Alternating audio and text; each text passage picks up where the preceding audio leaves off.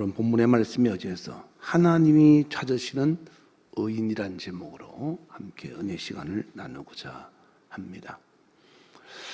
하나님은 인간을 만드신 창조주시죠.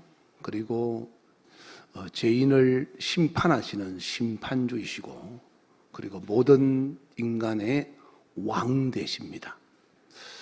예수님도 이 땅에 오셔서 요한복음 12장 50절에 보시면 하나님 아버지의 말씀을 명령으로 받았다라고 했습니다. 그 이유는 그분은 왕 중에 왕이시고, 그리고 영원한 생명이 그 말씀 안에 있기 때문에 예수님도 우리에게 본을 보이시고자 아버지의 말씀을 명령으로 들었더라라고 했습니다.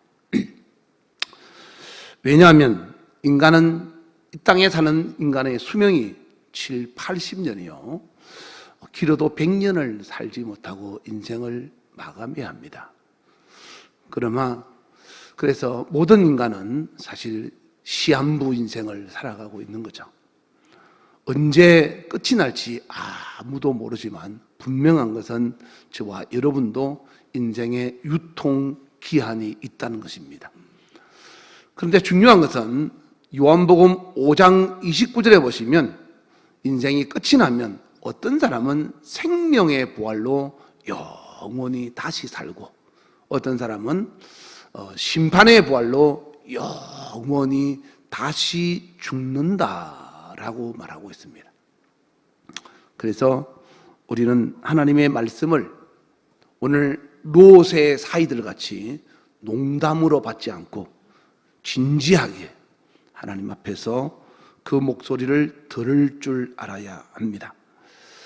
사람들은 그 사람을 위해서 어떤 조언을 해주면 그것을 무시하다가 나중에 고난을 당하고 나서야 후회하는 사람도 참 많습니다.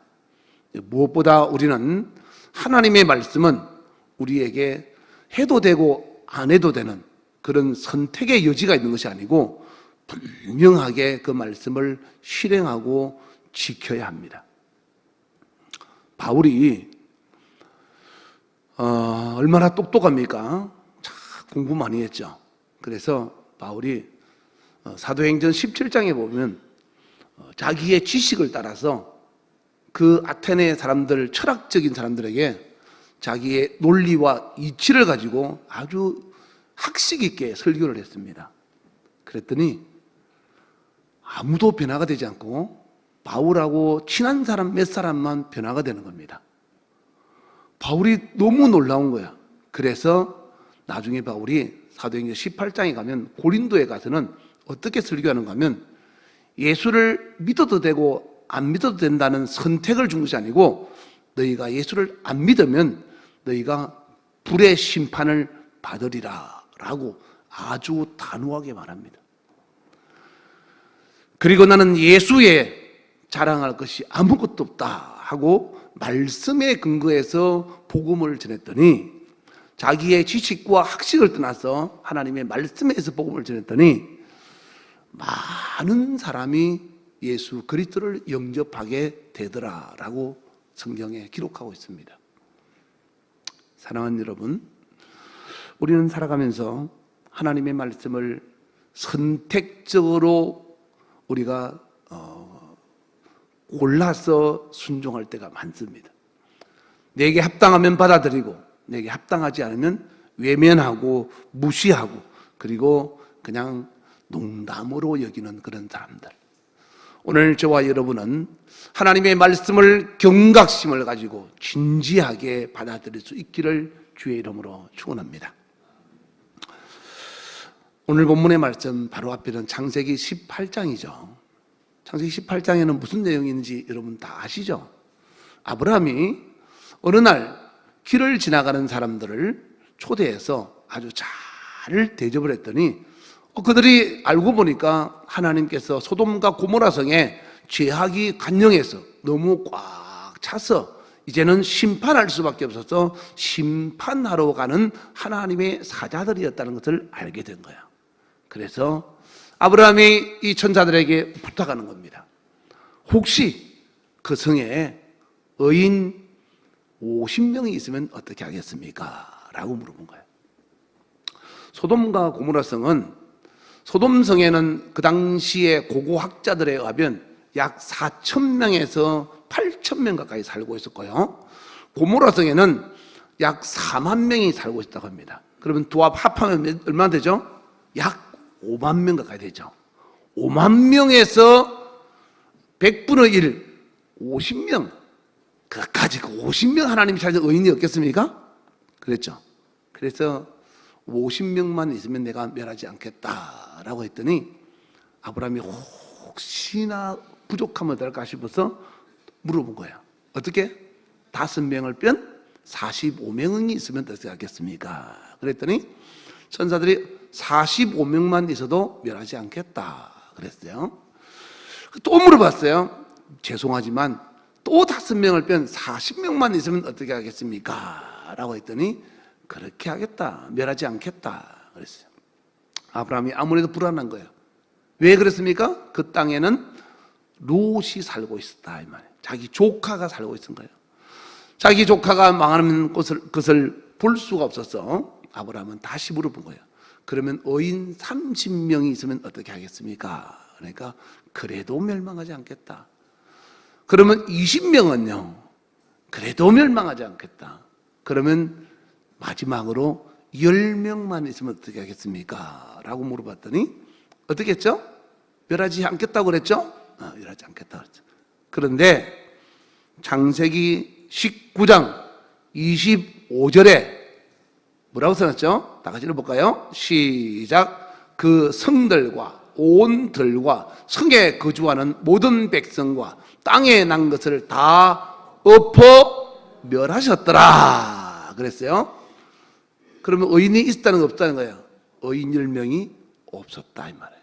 그런데 이 사실을 롯에게 천사들이 이야기했는데 오늘 그 19장 25절 바로 앞에 뭐라고 했는가 하면 14절에 오늘 본문 14절 보세요. 그 사이들은 어떻게 했다? 농담으로 여겼더라. 그러면 소돔과 고모라 성은 하나님이 불로서 멸하셨고 그 사이들은 어떻게 됐을까요? 다 죽었겠죠. 농담으로 여기다가 결국은 이런 비참한 말로를 맞이하게 되었다. 예레미야 애가 3장 33절에 보시면 하나님은 저와 우리 인생이 고생하고 근심하는 것을 원하지 않는다고 했습니다. 그건 하나님의 본심이 아니에요. 39절에 보시면 그 이유는 왜 그런가 하면 살아있는 사람들은 근심과 고통이 뭐 때문에 있다고요? 자기 죄 때문에 있다.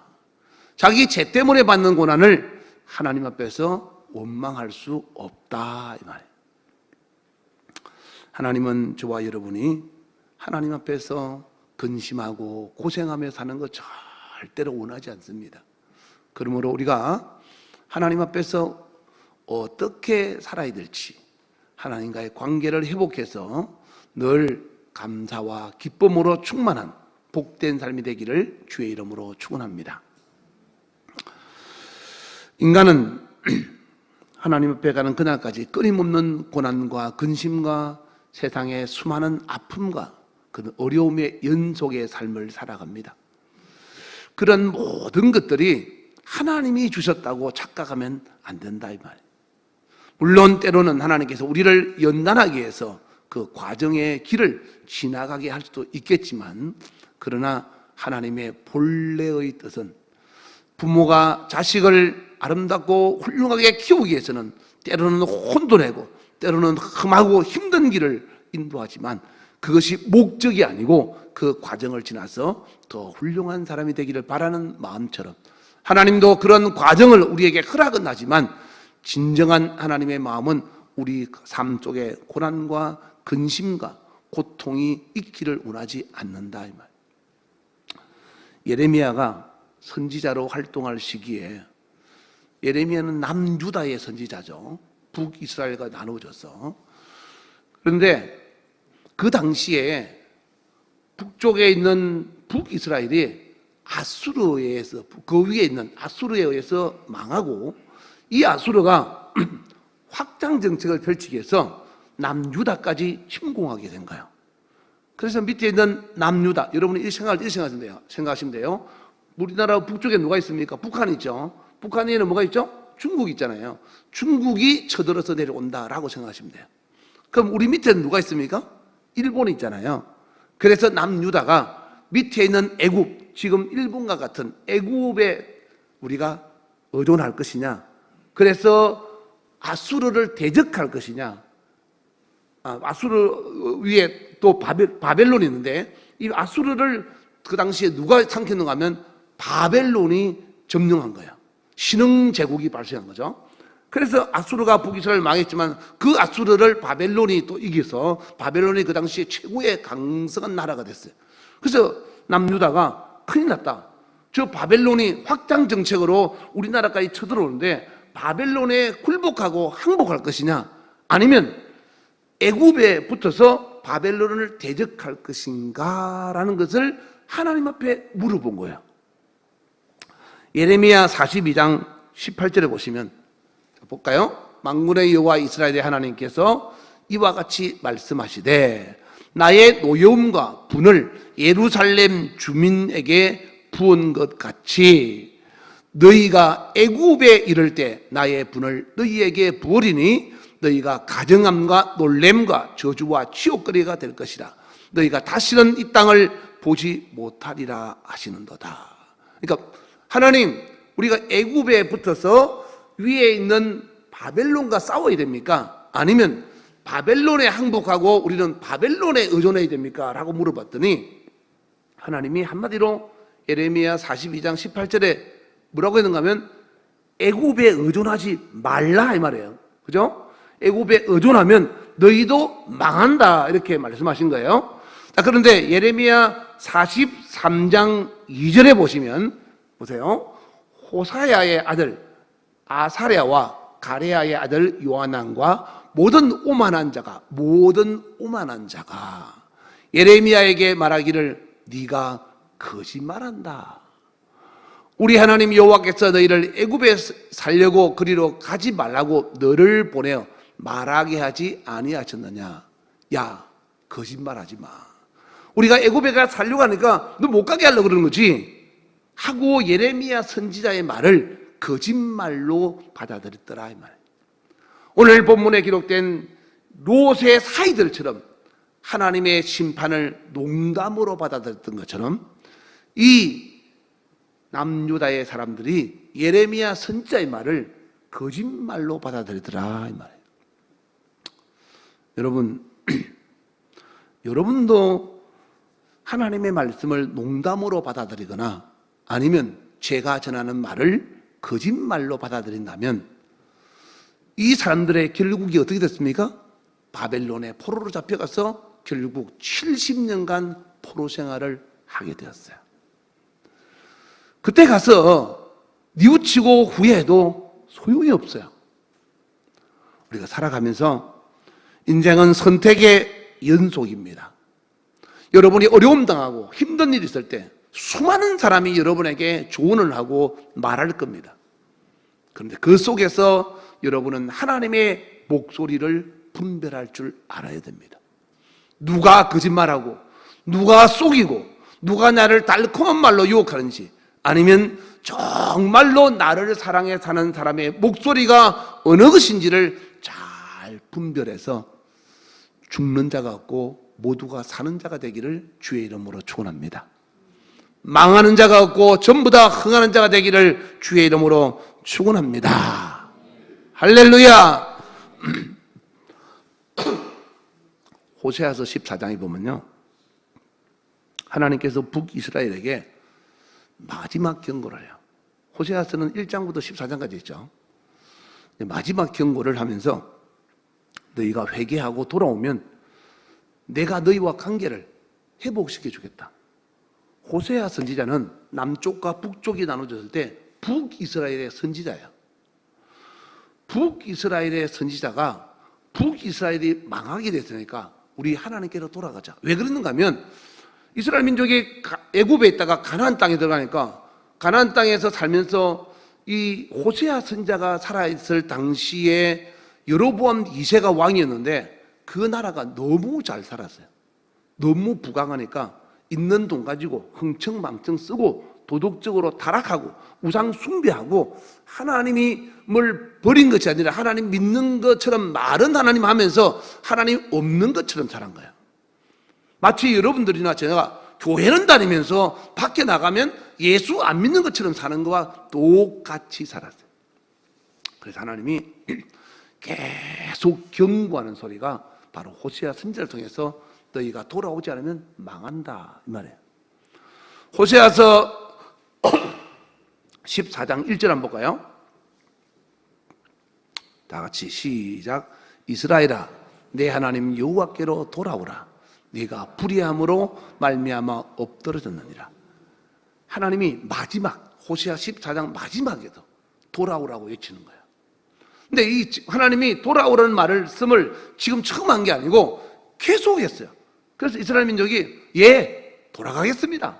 그리고 이스라엘 민족들이 같이 호세아서 6장 1절에 보시면 그래 우리 돌아가자 하나님께로 돌아가자 하고 하나님께로 돌아가면 우리를 찢으셨더나 도로 낫게 할 것이요 우리를 치셨더나 하면 이 말씀이 무슨 말인가 하면 이 호세아서 앞에는 누가 있던가 하면 아모스 선지자가 있었어요. 성경에 아모스가 나오죠. 이 아모스가 호세아 뒤에 있는데 성경은 원래는 아모스 선지자가 호세아 앞에 있었어요. 그 아모스 선지자가 너희가 하나님께로 돌아오지 않으면 농사 지은 거 헛것이요 질병과 기근과 환난 막 하나님이 주신 것을 다 거두어갈 것이다 해서 많은 아픔과 어려움을 당하게 되는 거예요. 이렇게 당했을 때 야 하나님이 심판한다 돌아가자 큰일 났다 돌아가자고 외치는 거예요. 돌아가자고 외치고 돌아가자고 마음을 먹었음에도 불구하고 오늘 조금 전에 읽었던 14장 1절에 하나님이 돌아오라고 외치는 것은 무슨 말이에요? 아직도 안 돌아왔다 이 말이에요. 6장에서 돌아가자고 했는데 14장 말씀할 때까지 안 돌아온 거예요. 그래서 하나님이 너희가 내게로 돌아오면 내가 너희의 관계를 회복시켜 주시고 너희를 살려주리라 했지만은 결국 이스라엘 민족은 돌아오지 않았어요. 그 이유가 뭘까요? 안 돌아온 이유.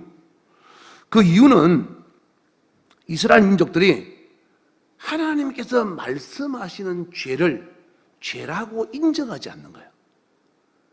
회개하라고 할 때는 하나님과 관계를 회복하기 위해서 회개하라고 할 때는 하나님이 말씀하시는 죄를 죄라고 인정을 해야 그것이 회개의 시작이에요. 요한 1서 1장 9절을 한번 볼까요? 만일 우리가 우리 죄를 자백하면 그는 미쁘시고 어로우사 우리 죄를 사하시며 우리를 모든 불의에서 깨끗하게 하실 것이요. 이 자백이라는 헬라어는 호몰로게오라고 해서 죄에 대한 하나님의 견해에 동의합니다라는 뜻이에요. 무슨 말인가 하면 이런 거예요. 우리는 보통 죄를 지으면 하나님 나 저 사람보다 잘하잖아요. 저 사람은 교회 안 다녀요. 저 교회 다녀요. 저 사람은 기도 안 하는데 저 기도하잖아요. 저 사람은 11조 하는데 저 11조 하잖아요. 저 사람은 하나님 앞에서 구제하지 않는데 나는 구제하잖아요. 저 사람은 전도하지 않는데 나는 전도하잖아요. 저 주일 예배 안 빠졌잖아요. 이렇게 항상 상대적으로 말하는 거예요. 그래서 나는 저 사람보다 낫다라고 표현하는 거죠. 그런데 호몰로게오라고 하는 자백이라는 말은 다른 사람과 아무 상관없이 죄는 상대화되거나 합리화시키지 않고 하나님의 견해에서 절대적인 거예요. 무슨 말인가 하면 하나님이 죄다 그러면 내가 상대적으로 말하지 하나님 저 사람보다 제가 잘하는데 표현하지 않고 하나님 말씀 맞습니다. 제가 죄인입니다. 이렇게 인정을 해야 회개가 시작이 된다는 거예요. 여러분 어떻게 합니까? 제가 여러분한테 아무개 집사 좀 잘해. 목사님 저 사람보다는 잘하잖아요. 이렇게 하면 안 된다는 거예요. 그 사람은 기도 안 해도 여러분 중에서 누군가가 밤새도록 철야를 기도해도 내가 여러분한테 철학기도한 사람한테 아무개 집사 기도 좀 해. 그러면 아유 목사님 무슨 말씀하세요? 제가 어젯밤에 철학기도 했어요. 저 사람은 저 집사는 기도도 안 하는데 저는 철학기도 했잖아요. 이렇게 하면 안 된다 이 말. 저 사람보다도 내가 기도를 정말 많이 해도 너 기도 더 해. 그러면 알겠습니다. 제가 기도가 부족한가 봅니다. 이렇게 인정할 줄 알아요. 회개라는 것은 상대적으로 내가 견해를 가진 것이 아니고 하나님의 말씀에 절대적으로 인정하는 것이 회개의 시작이에요. 근데 이스라엘 민족들은 그거를 인정하지 않았어요. 우리가 언제 우상 숭배했습니까? 하나님 섬기고 있는데. 우리가 언제 하나님 앞에 부도덕했습니까? 하나님 앞에 제사 드리고 있는데. 그래서 성경 호세아서 10장에 보면 너희가 열매가 많을수록 두 마음을 품었다 그랬어요. 그러니까 하나님을 버린 게 아니에요. 하나님은 가슴에 가지고 있으면서 행동은 하나님이 없는 것처럼 살았다 이 말이에요. 하나님 앞에서 죄가 죄라는 사실을 인정하지 않는 거예요. 야 이 도둑놈아. 그러면 아이고 내가 뭔 도둑질했지? 하고 자기를 돌아봐야 되는데 내가 무슨 도둑질 했어요? 야 이 간음한 놈아. 내가 언제 간음했어요? 이렇게 하면 안 된다 이 말이에요.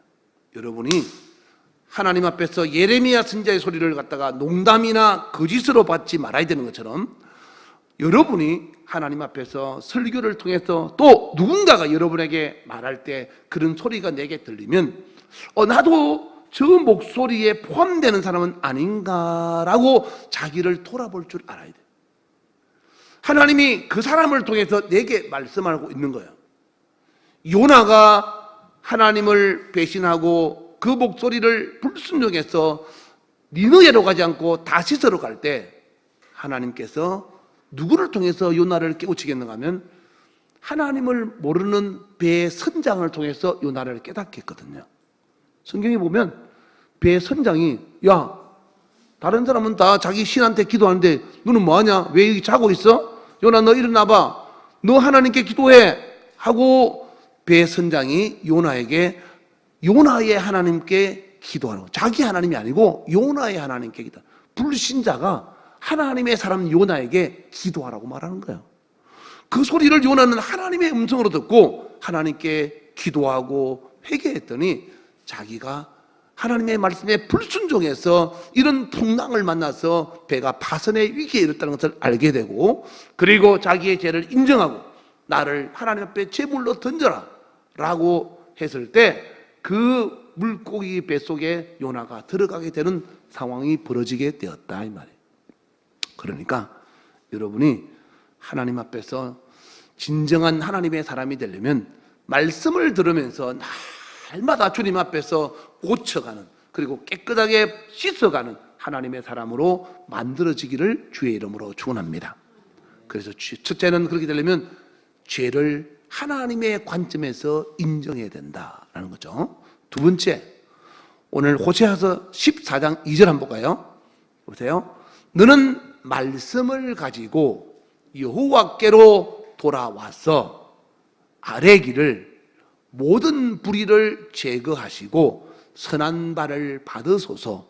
우리가 수송아지를 대신하여 입술에 열매를 주게 되리이다. 이렇게 하죠. 하나님의 말씀을 듣고 회개함으로 어떻게 한다고요? 그 뒤에 모든 불의를 어떻게 제거한다. 그러니까 회개가 단순히 그냥 죄를 인정하는 것만으로 끝나는 게 아니고 내가 하나님께서 말씀하시는 것이 잘못했구나라는 것을 깨달아서 그것을 말씀에 의지해서 고쳐라 이 말이에요. 고치는 것이 회개다. 여러분 오늘 본문의 말씀에 기록한 소돔과 고모라 성의 사람들은 의인 몇 명이 없어서 죽었죠? 10명이 없어서 죽었어요. 오늘날 예수님의 재림의 때가 가까워져 가고 있다 이렇게 말하고 있어요. 그 말은 예수님이 이 땅에 뭐하러 오십니까? 심판하러 오시는 거예요. 그렇다면 이 세상은 점점 하나님이 심판하실 죄인이 많아져 가고 있다는 거예요. 예레미야 5장 1절에 보시면 소돔과 고모라성 멸망 이후에 예루살렘이 멸망할 때 하나님이 예루살렘 거리를 돌아보니 거기에는 하나님이 찾으시는 정의를 행하고 진리를 구하는 자가 한 사람도 없더라는 거예요. 한 사람도. 숫자가 많은 것이 중요한 것이 아니고 하나님이 찾으시는 한 사람의 의인이 필요한 거예요. 하나님은 그 의인은 구원하시고 죄인은 멸하시는 거예요. 소돔과 고모라 성이 불로서 심판할 때 하나님이 선택한 하나님의 사람들은 구원하시고 그리고 나머지 사람들은 전부 죽였어요. 하나님이 찾으시는 의인은 죄를 짓지 않은 사람이 아니에요. 하나님이 찾으시는 의인은 자기가 태어날 때부터 하나님 앞에 죄인이라는 사실을 알고 하나님의 말씀으로 고쳐서 하나님의 은혜 아래 사는 사람을 의인이라고 하는 겁니다. 난 여러분들이 또 제가 그런 사람이 되었으면 좋겠어요. 하나님이 찾으시는 의인. 미국이 나라가 세워지고 난 다음에 엄청난 부흥의 역사가 한번 일어난 적이 있는데 그 당시 부흥을 주도했던 목사님이 조나단 에드워드 목사님이세요. 에드워드 목사님의 설교는 아주 단순한 설교였어요. 그 설교의 키포인트는 하나님은 불신자들에게 진노하신다라는 것이었어요. 누구한테 진노한다고요? 불신자. 하나님은 불신자들에게 진노하신다. 그러면서 여러분이 죄를 지어도 아무 문제가 없는 것은 하나님께서 그 죄인의 손을 아직도 붙잡고 있기 때문이다. 이 조나단 에드워드 목사님이 설교하시면서 하시는 말씀이 하나님은 불신자들에게 진노하신다라고 하면서 하나님은 모든 사람을 아직도 지옥의 불 위에서 이렇게 붙잡고 있다는 거예요. 그런데 어느 날 하나님이 놓고 싶을 때 놓으면 이 사람은 어떻게 되겠습니까? 지옥에 떨어지는 거예요. 그러니까 내가 죄를 짓고 있음에도 불구하고 아무 일 없는 것은 아직도 하나님께서 붙잡고 있다는 증거예요. 그런데 어느 날 하나님이 참다 못 참아서 하나님의 인내는 영원하지 않죠. 반드시 심판하려 합니다. 참다 못 참으면 이 손을 놓는다는 거예요. 그러면 이 사람은 지옥의 불에 떨어진다는 거죠.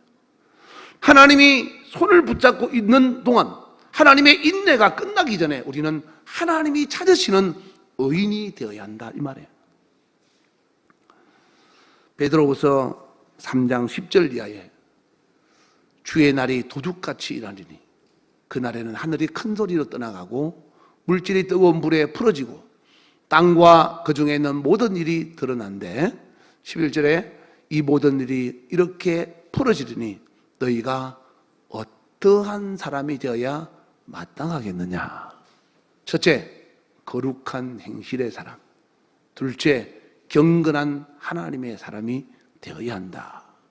12절, 하나님의 날이 그러므로 임하기를 간절히 사모하고 그날에 하늘이 불에 타서 풀어지고 물질이 뜨거운 불에 녹아지려니와 13절에 다 같이 시작. 우리는 그의 약속대로 의가 있는 곳인 새 하늘과 새 땅을 바라보도다.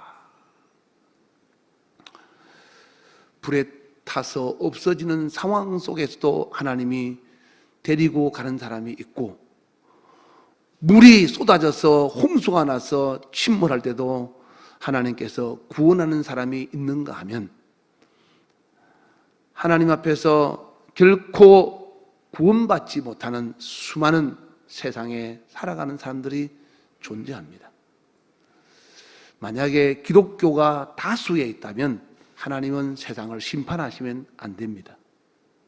예수 안 믿는 사람이 더 많고 하나님의 진리의 말씀과 다르게 살아가는 사람이 훨씬 더 많습니다. 소돔과 고모라 성에 약 5만 명의 사람이 살고 있었지만 하나님은 우리가 생각하는 사랑의 기준, 인본주의에 있다면 절대로 멸망하면 안 됩니다. 의인 10명이 없다고 그 5만 명을 죽인 것이 하나님이십니까? 우리는 이해할 수가 없죠. 이 세상에 150억 인구가 가까이 살아갈 때 하나님은 물로서 심판할 때 노아의 8가족만 살았습니다. 8명. 노아의 가족 8명만 살렸습니다.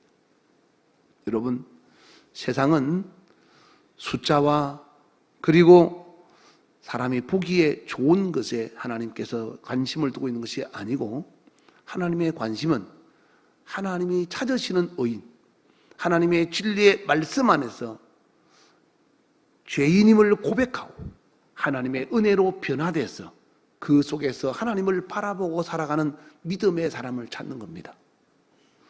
여러분, 환경 보지 마시고 주변에 있는 어떤 사람이나 비교해서 여러분 판단하시거나 평가하지 마시고 여러분들은 나는 오직 하나님 앞에서 하나님이 찾으시는 예루살렘 거리에 한 명의 의인이 없어서 다 망했지만 나는 하나님이 찾으시는 그 의인으로서 하나님 앞에 기억되리라고 마음에 결심하며 하나님 목소리가 들릴 때마다 맞습니다.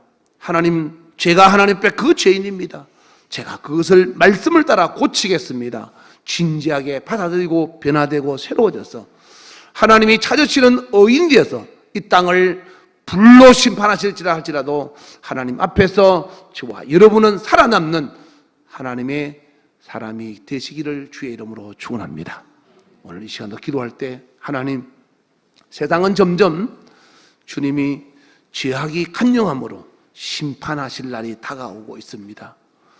그날에 우리 모두 하나님 앞에서 어떠한 사람이 되어야 될지를 스스로가 자기를 발견하고 생각하면서 거룩한 행실과 경건한 삶을 통해서 노아의 8명의 가족들처럼 물로서 심판하는 것이 아니라 불로서 심판할 주님의 약속의 말씀 앞에 우리 모두 한 사람도 망하는 자 되지 않고 영원히 사는 하나님 나라에서 행복한 하나님의 사람 되게 하여 주시옵소서. 우리 주여 한번 부르고 간절한 마음으로 기도하겠습니다. 주여, 지금은 우리 주 예수 그리스도의 은혜와 하나님 아버지의 놀랍고도 지극하신 사랑과 성령님의 통역사 충만하심이 오늘 말씀을 듣고 하나님이 마지막 심판의 때 하나님이 찾으시는 의인으로 주님 앞에 발견되어지기를 원하는 모든 자들 머리 위에 이제로부터 영원토록 주 예수의 평강과 축복이 함께 있을지어다.